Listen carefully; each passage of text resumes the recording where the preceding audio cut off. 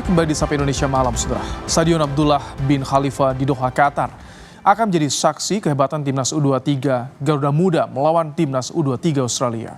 Saat ini, timnas U23 Indonesia menempati urutan terakhir klasemen grup A Piala Asia U23 2024 usai kalah 0-2 dari Qatar, Saudara. Bukan kali ini saja timnas Indonesia bertemu dengan timnas Australia di Piala Asia.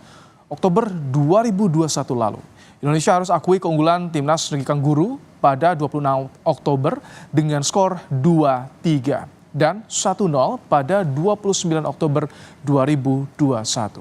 Sementara, Saudara, prediksi pemain timnas U23 Indonesia, penjaga gawang masih ada nama Hernando Ari. Sementara, lini belakang ada Ilham Rio Fahmi hingga Rizky Ridho. Untuk gelandang masih diperkuat Marcelino dan Arkan. Sementara penyerang diperkuat Witan Sulaiman dan Rafael Struijk. Sementara timnas asal negeri Kangguru, kiper digalangnya Patrick Berg, lini belakang ada nama Callum Talbot dan hingga Jacob Farrell. Untuk penyerang, Saudara, ada nama Mohamed Toure hingga Adrian Segesis. Lantas bagaimana peluang timnas U23 Garuda Muda bisa terus melaju di Piala Asia? Simak ulasannya dalam tayangan berikut ini. Timnas Indonesia akan menghadapi Australia di laga lanjutan Grup A Piala Asia U23. Laga ini akan menentukan langkah Garuda Muda di Piala Asia U23. Untuk menjaga asa, tim Garuda harus bisa mengambil poin dari laga ini. Jika kalah, Indonesia dipastikan akan tersingkir dari Piala Asia. Pengamat sepak bola Anton Sanjoyo berharap Garuda Muda bisa bermain lepas lawan Australia. Pelatih Sinteyong diperkirakan akan memainkan pola menyerang. Saya rasa kalau STY membuang semua ketakutan dan bebannya, main dengan 3-4-3 itu menurut saya yang paling bagus ya, karena itu kan dia lebih ofensif daripada 4-3-3 gitu loh. Dan menghadapi Australia, menurut saya udah digeber aja dari awal gitu kan, nggak usah takut-takut lah. 3-4-3 saya rasa memang agak riskan di lini belakang, tapi menurut saya pemain-pemain sayap Indonesia, terutama kalau misalnya Komang main di kanan dan Arhan main di kiri itu cukup solid gitu. Cuma memang naik turunnya itu harus kenceng ya, begitu naik, terutama Arhan kan ofensif banget gitu loh, kadang-kadang sering telat turun. Sayangnya, laga ini Indonesia tidak bisa diperkuat dua pemain andalan, Ivar Jenner dan Ramadan Sananta, yang mendapat kartu merah di laga pertama kemarin. Sebelumnya, di laga pertama tim Garuda takluk 0-2 dari Qatar. Di laga pertama ini, kepemimpinan wasit asal Tajikistan sempat menjadi sorotan karena banyak merugikan Indonesia. PSSI bahkan telah mengajukan protes ke AFC. Wasit yang membuat permainan jadi tidak sportif gitu, itu yang kita buat kita kecewa. Padahal kita tahu bahwa sepak bola ini kan olahraga ya sportif, harusnya sportivitas diangkat gitu, bukanlah sekedar mencari kemenangan gitu kan, Mbak. Gitu, Mbak. Sementara Australia juga gagal memetik 3 poin dan harus puas dengan hasil imbang tanpa gol lawan Yordania. Australia diperkirakan juga akan berupaya meraih poin penuh dari Indonesia. Australia memang agak berat sih. Karena memang mereka sudah terbiasa main bersama lama gitu ya.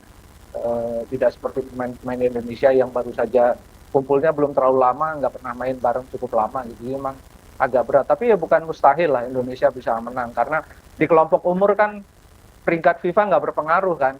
Kalau di kelompok senior oke lah, tapi kalau di kelompok umur peringkat FIFA Australia nggak usah diperhitungkan, tapi kalau misalnya imbang saja yang paling logis, menurut saya melawan Jordan akan bisa maksimal dan kemungkinan besar bisa menang. Di level U23, Indonesia 2 kali bertemu Australia. 2 pertemuan terjadi pada babak kualifikasi Piala Asia U23 tahun 2022 lalu. Dalam pertemuan itu, Garuda Muda takluk dari Australia sehingga gagal lolos di Piala Asia 2022. Tim Liputan Kompas TV.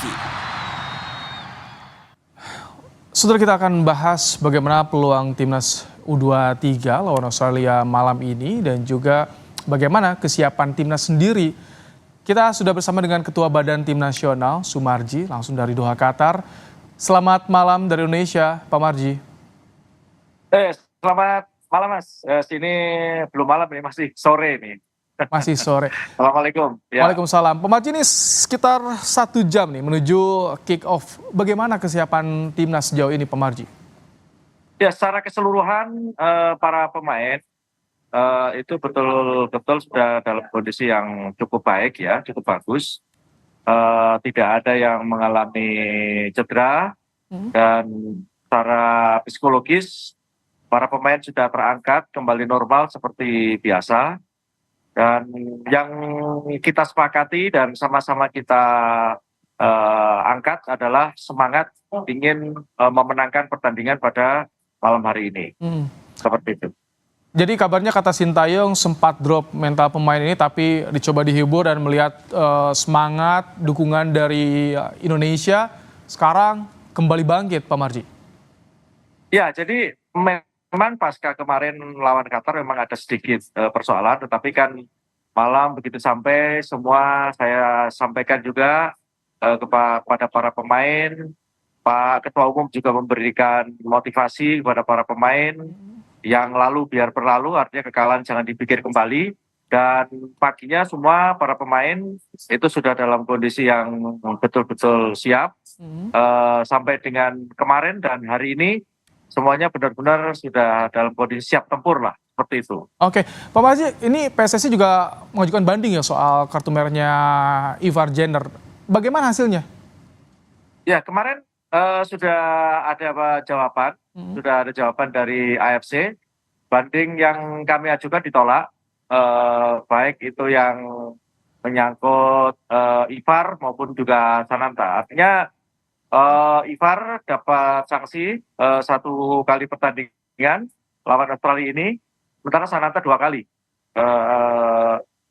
Sanksi yang harus diterima oleh Sananta. Oh, jadi ada perbedaan kalau Ivar nanti ketika lawan Jordan itu bisa main? Bisa.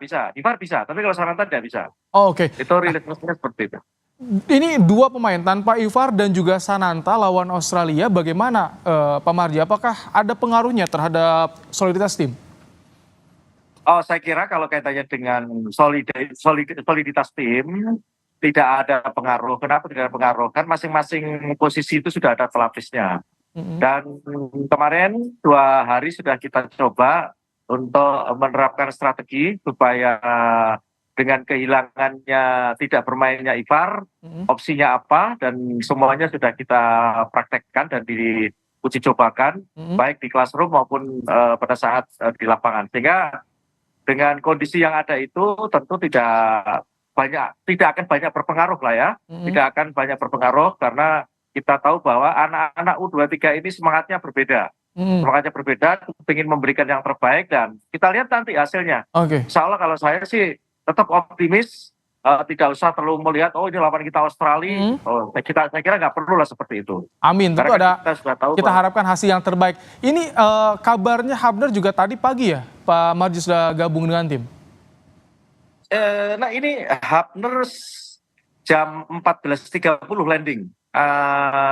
Kurang beberapa menit lagi ya. Sekarang di sini kan jam 16.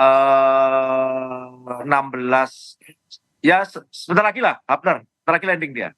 Kurang lebih 20 menit lagi landing. 20 menit lagi landing. Artinya mustahil dimainkan lawan Australia hari ini. Oh ya. Kalau Hafner jangan terlalu dipaksakan. Yang pertama kita juga harus melihat kondisi dari Hafner sendiri kan perjalanan dari Jepang ke sini itu kan 13 jam. Terus yang kedua, kita juga harus betul-betul melihat jangan dipaksakan.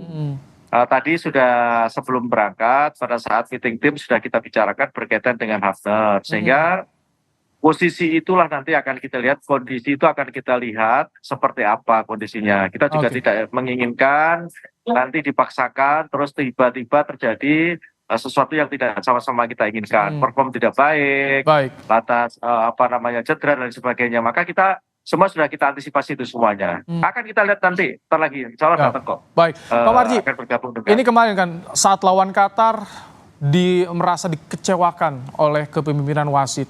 bagaimana? Apakah ada catatan atau ada kekhawatiran juga dalam laga nanti soal ini kepemimpinan wasit, Pak Marji? Evaluasinya bagaimana sih? Ya. Jadi begini, catatan kami memang kemarin pada saat lawan Qatar memang luar biasa. Mohon maaf nih, tidak profesionalnya wasit nih. Termasuk kalau saya menilai wasit dan wasit VAR ya. Keduanya kayaknya berkolaborasi bagaimana supaya Indonesia kalah lah, kayak gitulah kalau saya melihatnya. Itu yang pertama. Terus yang kedua, mengevaluasi daripada perangkat pertandingan yang seperti itu, tentu kami berterima kasih dengan respon dari para supporter Indonesia yang begitu gencar menulis, bahkan mensiarkan bahwa semacam-macam lah, medsos luar biasa itu komentarnya, sehingga saya kira itu kan segala hal akan dilakukan oleh para netizen, sehingga itu kan pasti akan berpengaruh juga. Jangan sampai situasi seperti itu masa mau diulang lagi, padahal kan kita tahu bahwa kemarin itu yang berbau-bau Qatar kan semuanya ya semua dikomeni lah, komeni yang negatif lah, masa mau diulang lagi. Saya kira kami tadi sudah saya sampaikan kepada para pemain, satu, hati-hati jangan sampai terulang kembali kaitannya dengan satu pelanggaran-pelanggaran yang tidak penting, contoh karena ini kan ada VAR kan, sehingga kalau itu tidak hati-hati juga akan berpengaruh gitu. Baik, tentu doa dari seluruh masyarakat Indonesia malam ini ada hasil terbaik, bisa meraih hasil positif lawan Australia U23. Terima kasih Ketua Badan Tim Nasional Sumardi langsung dari Doha, Qatar. Terima kasih. Usai jeda, saudara, sampai